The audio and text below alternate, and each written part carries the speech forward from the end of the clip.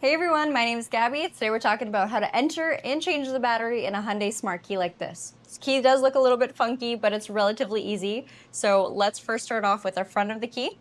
Here in Canada, and more specifically this model, we have quite a few extra buttons on the side here for some of the safety functions. But when we go along to the other side, we'll see a little divot there. Now this is a perfect size for our flathead screwdriver here today. However, if you don't have any tools with you and you have strong enough and long enough nails, there's a good chance you could just pop it open with your bare hands. I do not have that luxury. So we're gonna put our screwdriver in there. I'm going to twist it upwards until we have an opening. And there we go. We are inside the key. Now let's talk the battery.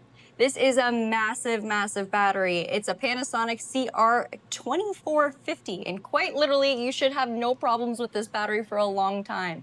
But of course, if you do need to change it, take it out, you're gonna push it out and replace it.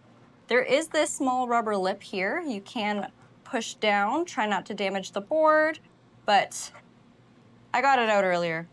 Stock battery is a Panasonic CR2450. This is a big battery, so I feel like it should last over 3 years, but of course, if your battery does die, here's what you'll do. Positive side up, slide it in.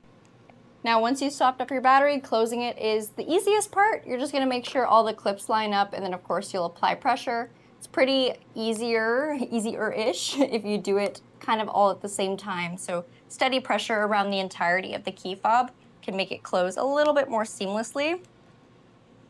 You will hear clicks to confirm that everything is shut. Here's the hard part for me, getting this side down.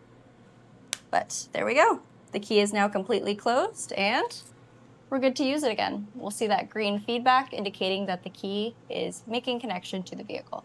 Thanks for watching, you guys. Follow along for more videos just like this, and we'll see you next time. Bye-bye.